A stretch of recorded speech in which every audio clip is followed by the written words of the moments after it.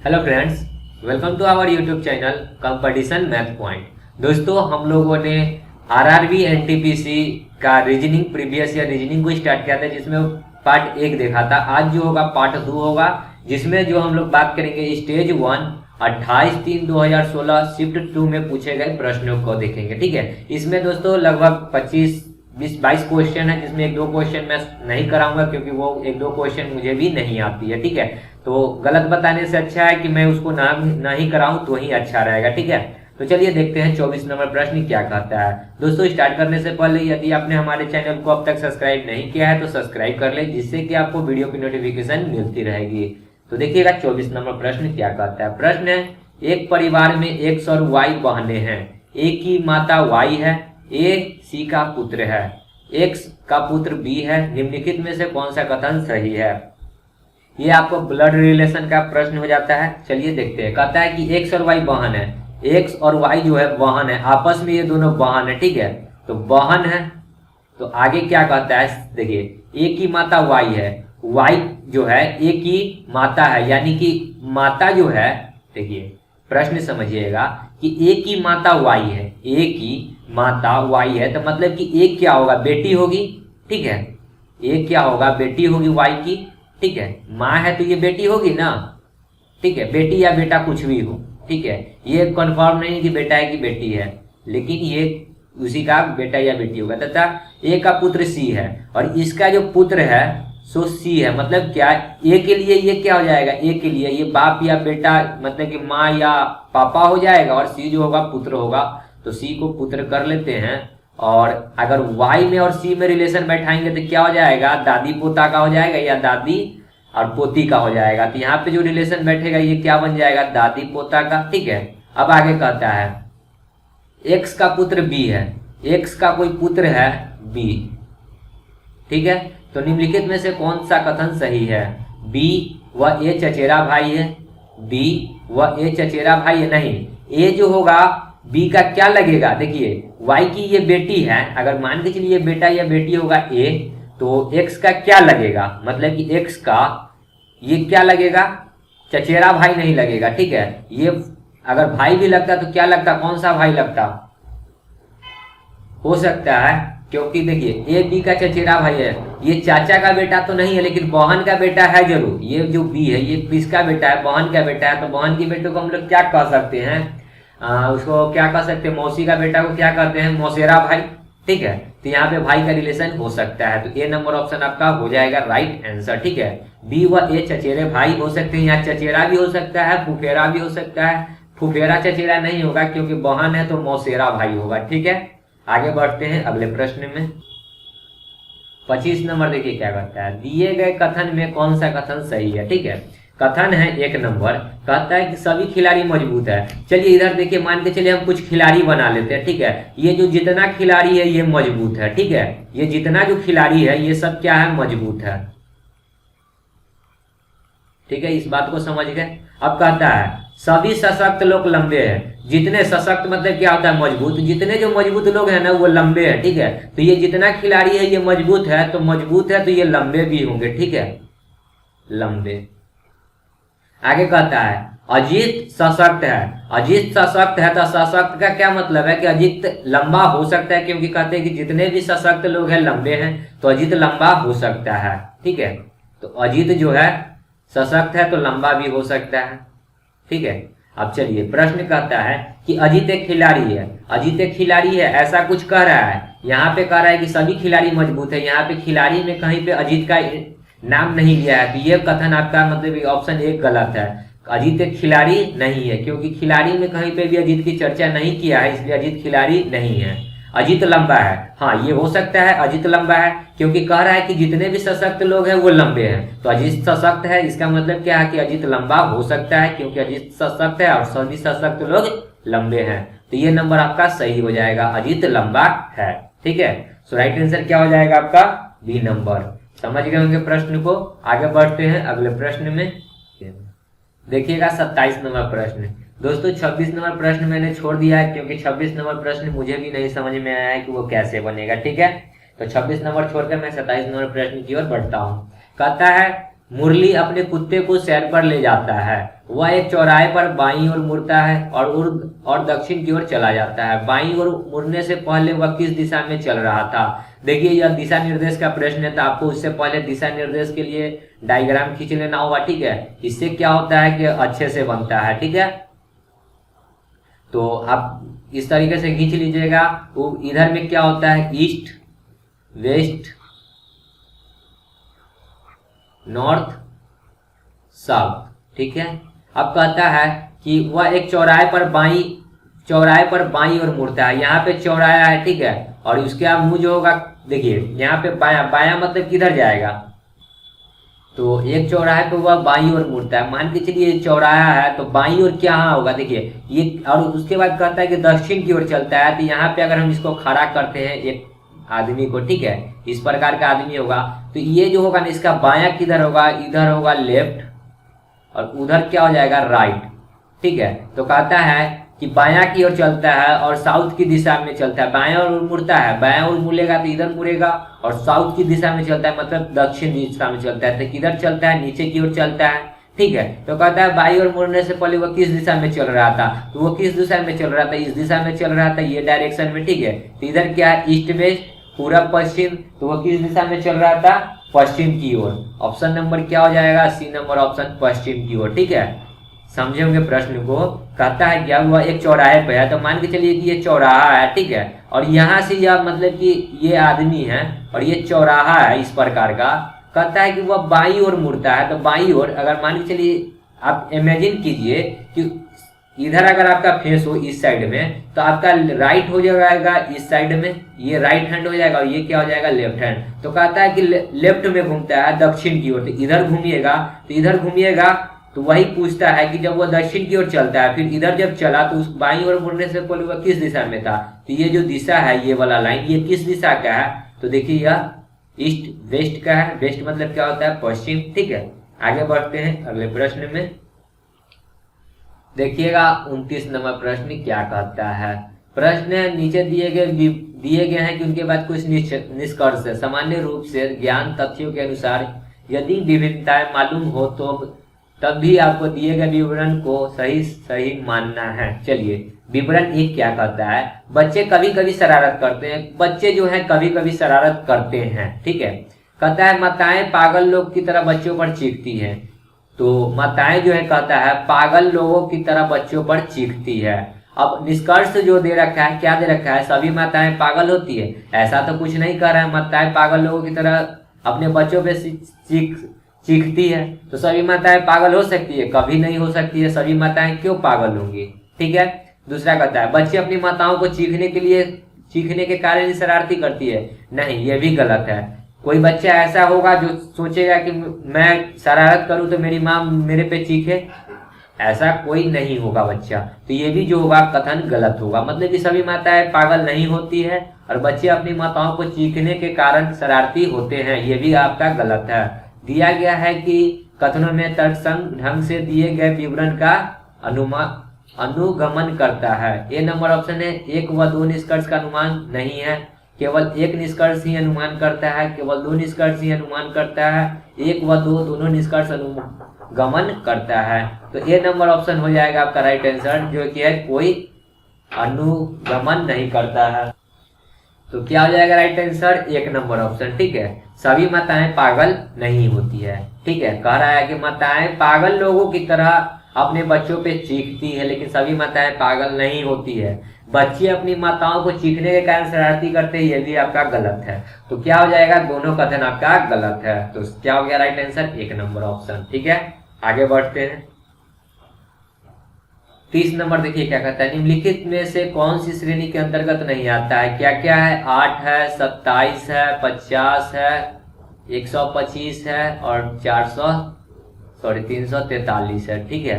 तो आप देखिएगा कि ये कुछ ना कुछ का क्यू हो रहा है, यानी 2 का क्यू कितना होता है, 8, फिर यहाँ 3 का क्यू कितना होता है, 27, 50 किसी का क्यू नहीं होता है, 5 का क्यू होता है कितना, 125, और 7 का क्यू होता है शायद 343, ठीक है। तो ये सब क्यू हो रहा है, लेकिन 50 किसी का क्यू नहीं होता है। तो क्या हो जाएगा, बी नंबर ऑप्शन, जो कि श्रेणी के अंतर्गत नहीं आता है। तो बी नंबर जो हो गया 50 वो श्रेणी के अंतर्गत नहीं आता है। आगे बढ़ते हैं।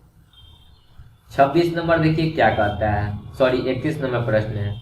26 छात्रों की कक्षा में सैमुअल सबसे छोटा में 8वां है, ठीक है। यदि कक्षा में सबसे लंबा उसकी तुलना की जाए तो उसकी स्थिति में क्या होगा।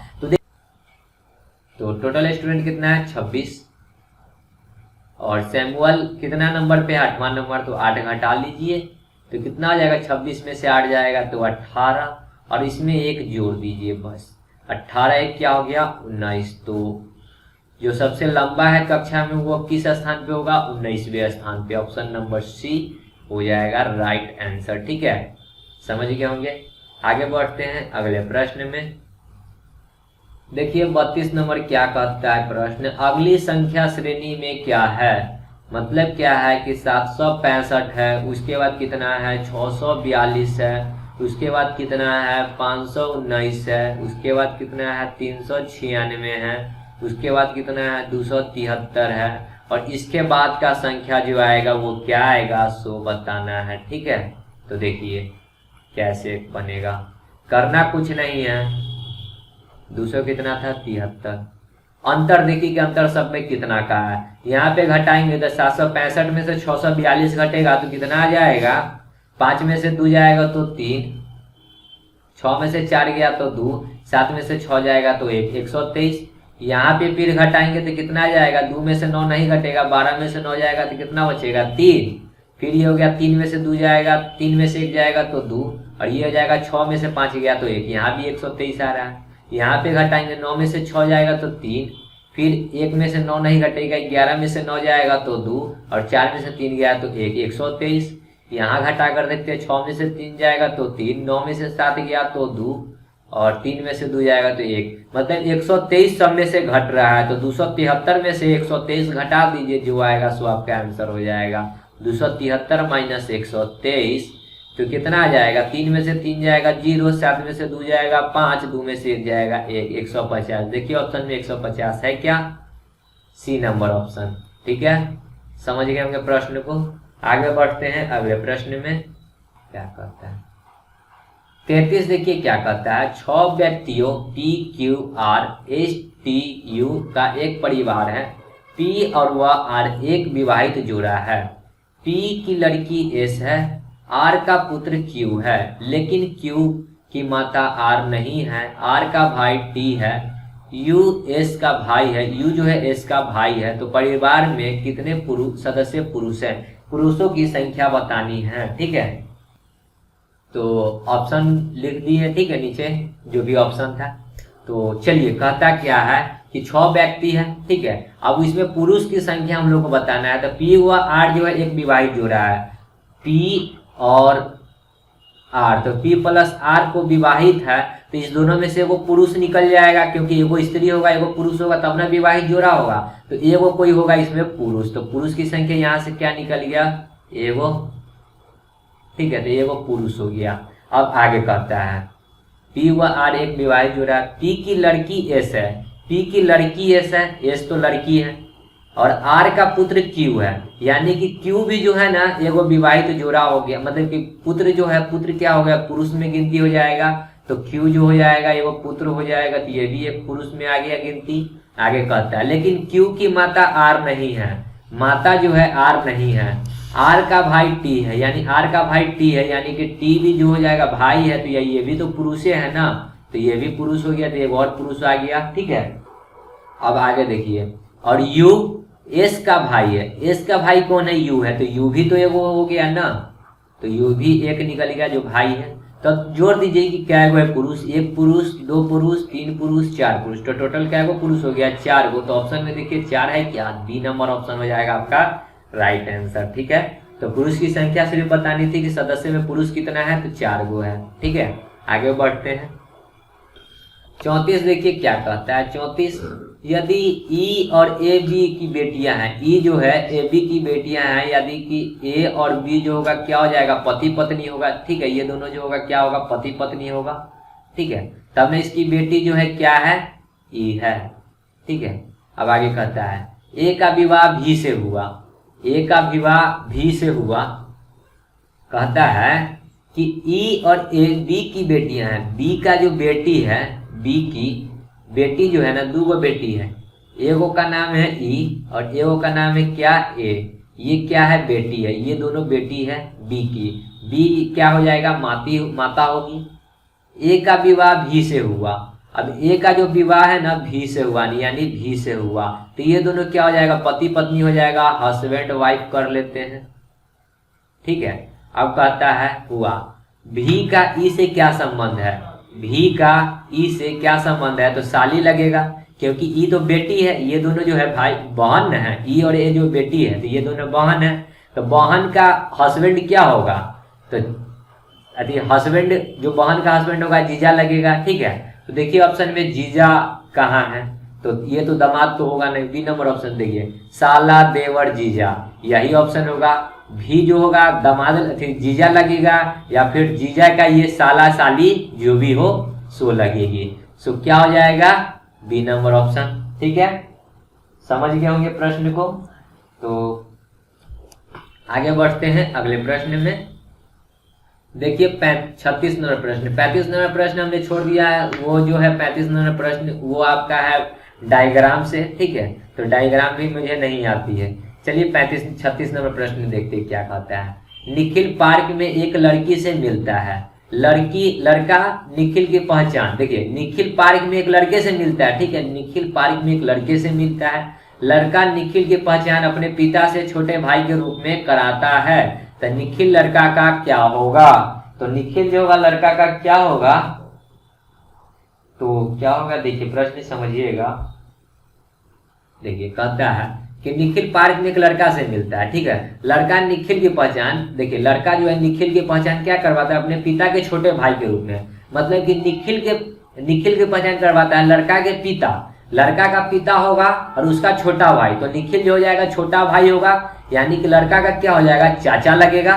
देखिए लड़का के पिता का छोटा भाई है, पिता का छोटा भाई कौन है, निखिल है। तो लड़का के पिता का छोटा भाई अगर निखिल है, तो लड़का है पिता का लड़का बेटा हो जाएगा, तो छोटा भाई है, तो ये दोनों जो पिता है और छोटा भाई जो, ये दोनों तो भाई हो जाएंगे। तो लड़का का ये छोटा चाचा कह सकते हैं। ठीक है, तो क्या हो जाएगा, चाचा। देखिए ऑप्शन में कहाँ है चाचा, सी नंबर ऑप्शन चाचा। ठीक है, आगे बढ़ते हैं अगले प्रश्न में।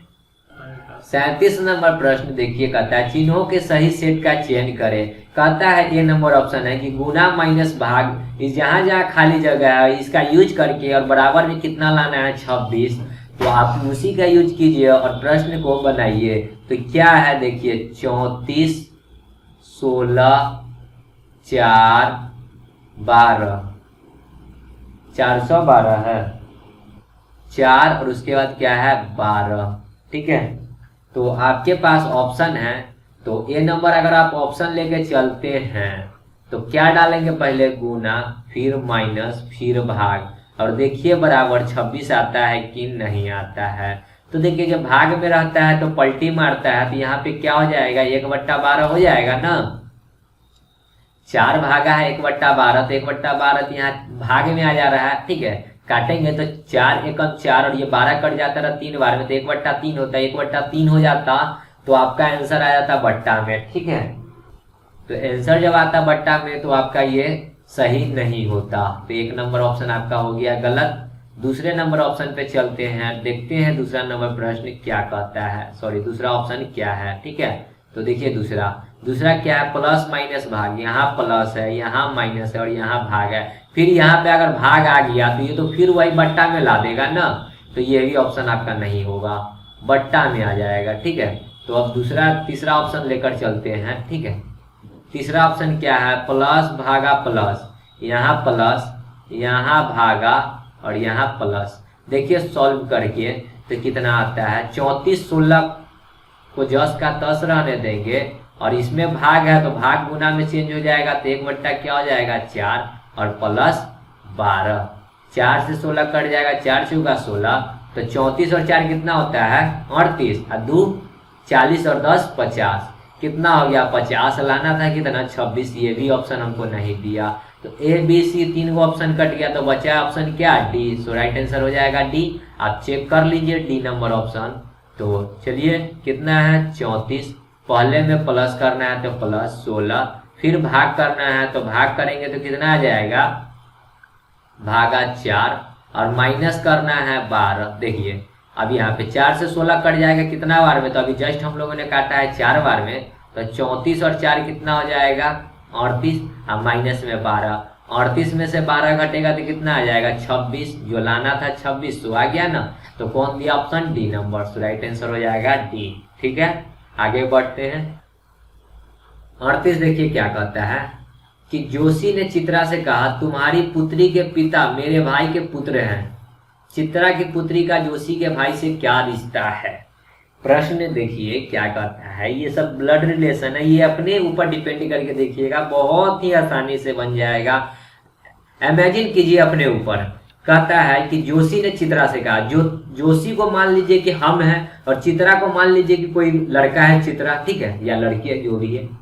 जोशी ने चित्रा से कहा, तुम्हारी पुत्री मेरे पिता, तुम्हारी पुत्री के पिता, मतलब तुम्हारी पुत्री के पिता, यानी कि तुम्हारे पुत्री के पिता मेरे भाई का पुत्र है। तुम्हारे पुत्री का पिता मेरे भाई का पुत्र है, ठीक है। तो कहता क्या है कि तुम्हारी पुत्री के पिता, मतलब तुम्हारी पुत्री के पिता का क्या मतलब, कि पुत्री के पिता जो है, चलिए पुत्री का पिता, पुत्री का पिता कहता है मेरे भाई के पुत्र है। ये जो है ना, इनके भी पिता कौन हो गया, मेरा भाई।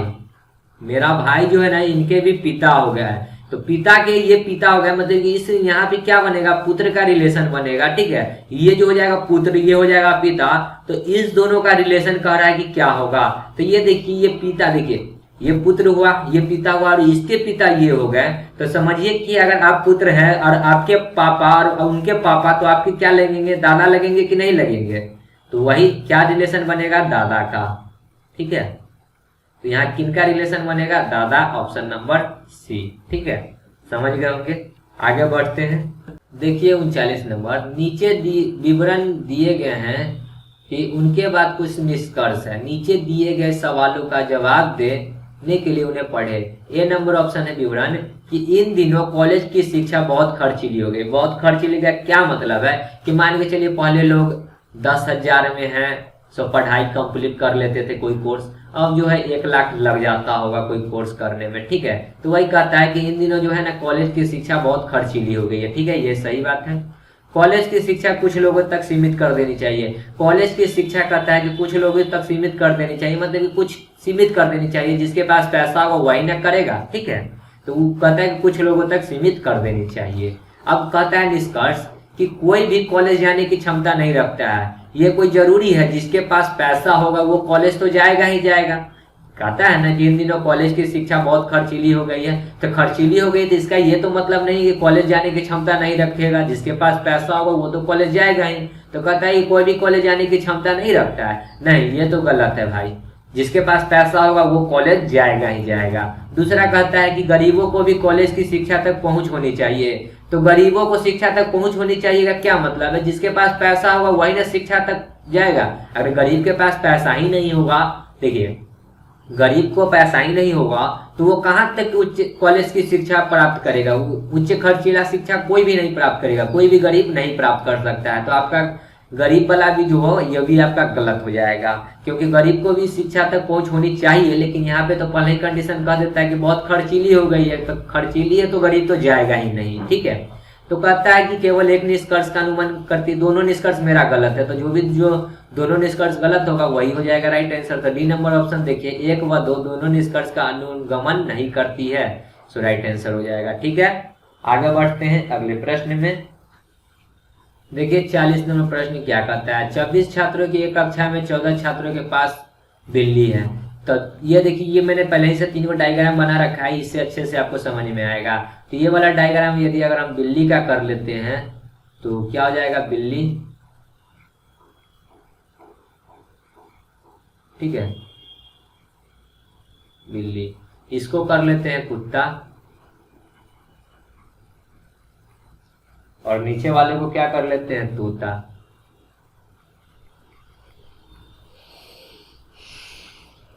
अब कहता है कि 14 छात्रों के पास में क्या है, बिल्ली है, तो यहाँ पे डालेंगे 14, ठीक है। फिर कहता है 10 गो के पास में कुत्ता है, तो 10 इधर डाल देंगे कुत्ता में, ठीक है। कहता है 5 गो छात्रों के पास तोता है, तोता कै गो के पास में है, 5 गो के, ठीक है, तो तोता डाल दिया। यदि 4 छात्रों के पास में बिल्ली व कुत्ता दोनों है, बिल्ली व कुत्ता दोनों है, तो कै गो ऐसा छात्र है, तो देखिए कै गो छात्र है, 4 गो, तो 4 गो कहाँ डालेंगे, तो बिल्ली और तोता के बीच में, यहाँ बिल्ली यहाँ तोता, तोता के बीच वाला जो खंड होगा उसमें, इसमें डालेंगे 4, ठीक है। अब कहता है कि के पास में बिल्ली व कुत्ता दोनों है तथा एक छात्र के पास कुत्ता व तोता है, कुत्ता और तोता कई के पास में, एक पास में, तो इसमें डायग्राम में डालेंगे, ठीक है, इसके और इसके डायग्राम में, तो एक डाल दिए। अब कहता है कि 3 के पास तोता बिल्ली दोनों है, तोता भी है और बिल्ली भी है, तो क्या के पास में, तो 3 गो के पास में, तो इस डायग्राम में डालेंगे 3 गो, ठीक है। 3 किस में डालेंगे, इस वाले में, तो इस बिल्ली और तोता वाला में 3 डाल दिए। अब कहता है तथा ऐसा कोई नहीं है जिसके पास ये तीनों हो, तब कितने ऐसे जिनके पास कुछ नहीं है, ठीक है। तो जिनके पास कुछ नहीं है उसको निकालने के लिए क्या करना होगा, तो देखिए 14, देखिए टोटल क्या हुआ है, 26 को प्रश्न है, सॉरी 26 को छात्र है, तो 26 में से हमको बताना है कि जिनके पास कुछ नहीं है, तो जिनके पास कुछ नहीं है, तो देखिए 14 वो है जिनके पास में तोता बिल्ली, जैसे कि 14 गो में से 4 गो है जिसके पास में कुत्ता भी है बिल्ली भी है, तो 14 में से 4 घटा लेते हैं, ठीक है। फिर प्लस, उसके बाद देखिए 10 गो में से 1 घटा लेंगे तो जो गो बचेगा 10 माइनस 1, उसी प्रकार प्लस, फिर यहाँ पे देखिए 5 में से 3 निकाल लेंगे तो 5 माइनस 3, ठीक है। तो 26, तो 26 माइनस है तो माइनस ब्रैकेट, 14 में से 4 जाएगा 10 प्लस 10 में से 1 जाएगा 9 प्लस 5 में से 3 जाएगा 2, तो 26 गो टोटल है, जिसमें से किसी के पास कुछ ना कुछ है। देखिए 10 9 19 और 2 21, 21 गो छात्र ऐसा है जिसके पास में कुछ ना कुछ है, कुत्ता बिल्ली तोता तीनों में से कोई ना कोई है, तो 26 में से कहीं घट जाएगा तो बचेगा क्या, 5, तो 5 को जो ऐसा स्टूडेंट है उसके पास ना तोता है, ना बिल्ली है, ना कुत्ता है, सो ऑप्शन नंबर हो जाएगा सी 5, ठीक है, समझ गए। आगे का प्रश्न अब आगे की वीडियो में करेंगे, तो मिलते हैं नेक्स्ट वीडियो के साथ, तब तक के लिए धन्यवाद। जय हिंद, जय भारत, वंदे मातरम।